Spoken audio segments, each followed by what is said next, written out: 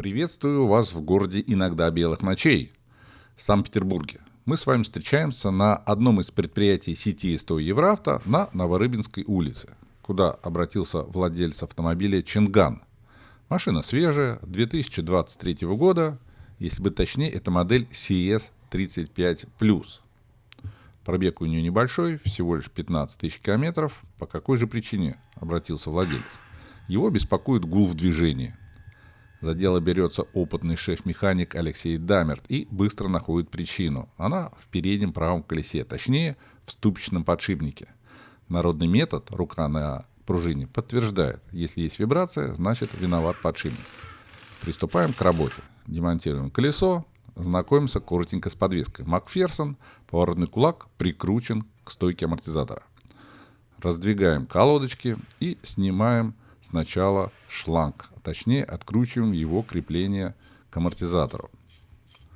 Далее мы не будем снимать отдельно суппорт и отдельно скобу, а откручиваем сразу всю конструкцию вместе и отводим в сторону. Подвешивать на шланге нельзя, поэтому берем заранее приготовленный крючок и подвешиваем суппорт. Далее необходимо открутить тормозной диск, и помогут стронуть винты, молоток и ударная отвертка. Снимаем тормозной диск, попутно оцениваем его состояние, и откручиваем центральную гайку, затянута с очень большим усилием и законтрена. Далее необходимо открутить винт крепления датчика АБС. К сожалению, здесь нет разъемов, поэтому необходимо вынуть датчик из поворотного кулака. Сразу нам это не дается. Ну что ж, вернемся к этому вопросу попозже. Теперь очищаем гайку рулевого наконечника. На мой взгляд, архаичная система фиксации шплинтом, как есть. Извлекаем шплинт. Сначала плоскогубцами, потом кусачками. Хорошо, что у механика есть большой выбор разнообразного инструмента. Какое все ржавое, однако. Поэтому смачиваем сначала жидким ключом и откручиваем гаечку. Далее, хотелось бы сказать, берем в руки съемник. Но для опытного механика съемник не нужен. Откручиваем гайки крепления поворотного кулака к амортизатору. И, вы видели это движение? Такого движения здесь быть не должно, потому что при этом нарушается развал. А он здесь нерегулируемый. Ну ладно, вернемся к этому вопросу чуть попозже. Откручиваем гайки и извлекаем болты.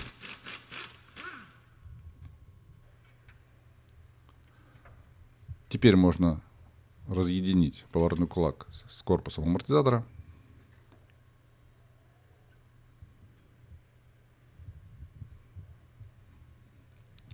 Теперь необходимо открутить гайку крепления шаровой опоры. Кстати, вот вывалился датчик. Убираем шплинт.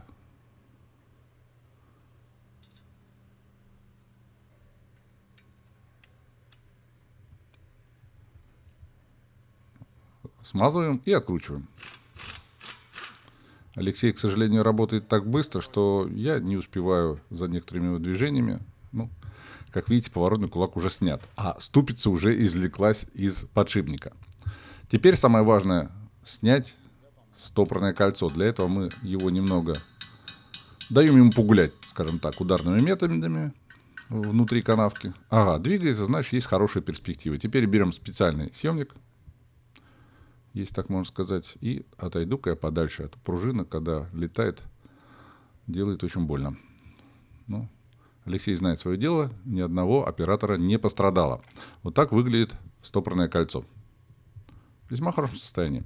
Теперь необходимо снять внутреннюю обойму подшипника, которая снялась вместе со ступицей. Можно использовать специальный съемник, но при условии, когда есть за что зацепиться. В нашем случае нету, поэтому с помощью жены болгарина Алексей всего лишь навсего ослабил, скажем так, втулку и ударом помог ей потерять натяжение. Поэтому она теперь снимается очень легко. При этом сама ступица не пострадала, вы можете в этом убедиться. Вот. Все живо и здорово. Теперь необходимо извлечь старый подшипник, то, что от него осталось, из корпуса поворотного кулака. Обеспечиваем упор, подобрав оправку необходимого диаметра. Выдавливаем во внутреннюю обойму подшипника с помощью гидравлического пресса. Оказываем, так сказать, силовое воздействие, и под этими аргументами ни один подшипник не устоит. Я однажды даже вынул его вместе со стопорным кольцом, которое забыл извлечь. Вот так выглядит наш старый подшипник. Согласитесь, похож на восьмерочный. Далее необходимо очистить канавку под стопорное кольцо, посадочное место и обязательно упор, до которого запрессовывается подшипник. Если там будет коррозия, он не сможет запрессоваться до конца, и мы не сможем ставить на место стопорное кольцо. Щедро поливаем смазкой. Алексей вообще щедрый человек, я имел возможность в этом убедиться.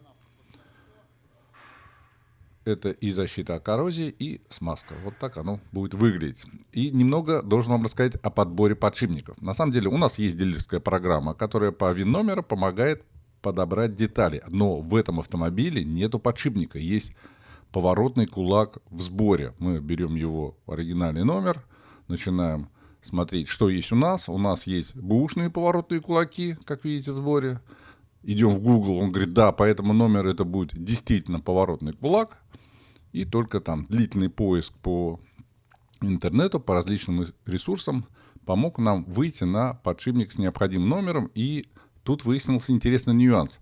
Эти машины бывают с мотором 1.6, 1.4, и для них разные подшипники по размерам. У нас есть оба варианта. Поэтому мы берем, скажем так, тот, который мы считали правильным, извлекаем его из коробочки и сравниваем со старым. Диаметр, ширина, диаметр внутренний посадочный. Все совпадает. Отлично. У нас есть запчасти. Приступаем к сборке. А в качестве оправки для запрессовывания вполне себе подойдет и старый подшипник. Мы упираем поворотный кулак и с помощью пресса производим обратные манипуляции. Запрессовываем новый подшипник до упора, весьма ощутимого. Он произошел. Убираем все лишние детали и видим подшипник на месте, и он вровень с канавкой. И с этой стороны тоже запрессовался до конца. Это очевидно.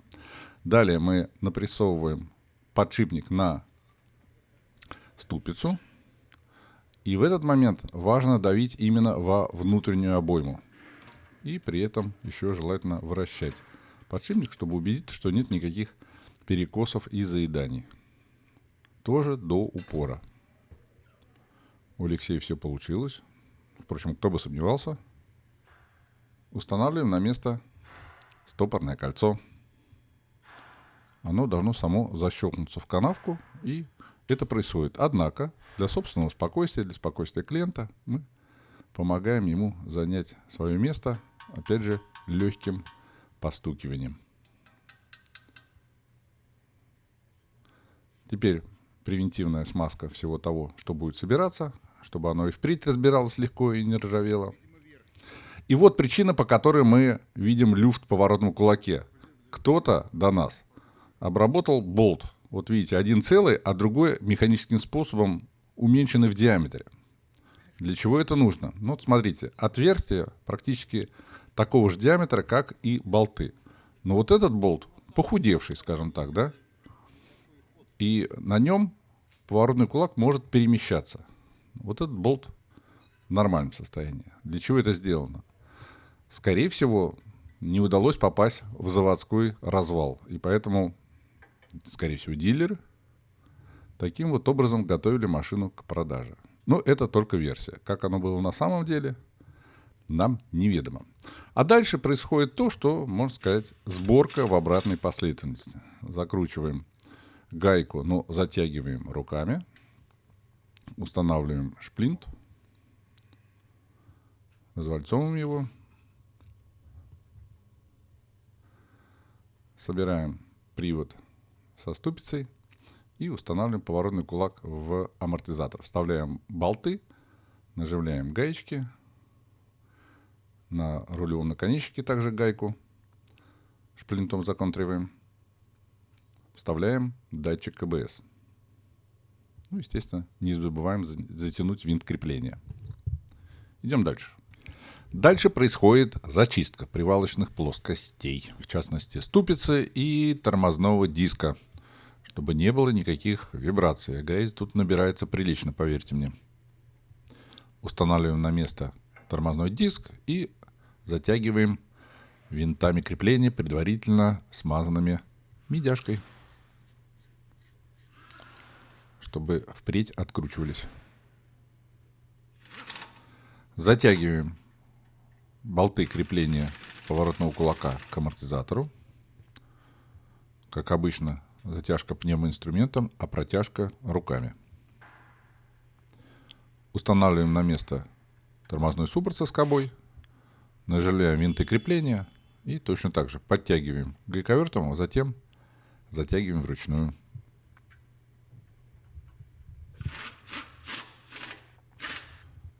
Фиксируем тормозной шланг и затягиваем центральную гайку. Затем ее надо зафиксировать, чтобы не пыталась открутиться самостоятельно. Все, можно устанавливать на место колесо, подтягивать гайки крепления, проверяем, все вращается, ничто ни за что не задевает. Затягиваем колеса динаметрическим ключом, и после этого автомобиль перемещается на стенд развал хождения для проверки параметров. Но у меня есть предчувствие, что придется и регулировать. За дело берется следующий шеф-механик. Вы тоже видели его в наших видео уже. Опытный товарищ. В нашем стенде есть все спецификации на все варианты Чингана. И с учетом размерности колес, и с учетом мотора. И, как мы видим, красненькое. Правое колесо ожидаемо не укладывается в параметры. И задняя балка, кстати, тоже. Хотя здесь она нерегулируемая, обычная балка. Что-то криво в ней. Начинаем регулировку. Отпускаем гайки и смещаем колесо. Как видите, возвращается развал в норму. Отлично. Теперь необходимо отрегулировать и схождение. Несколько витков. И теперь по передней оси у нас все зеленое. Отлично. Таким образом, одним здоровым автомобилем на дорогах Санкт-Петербурга стало больше. Спасибо, что досмотрели до конца. С вами был Яков Финогенов.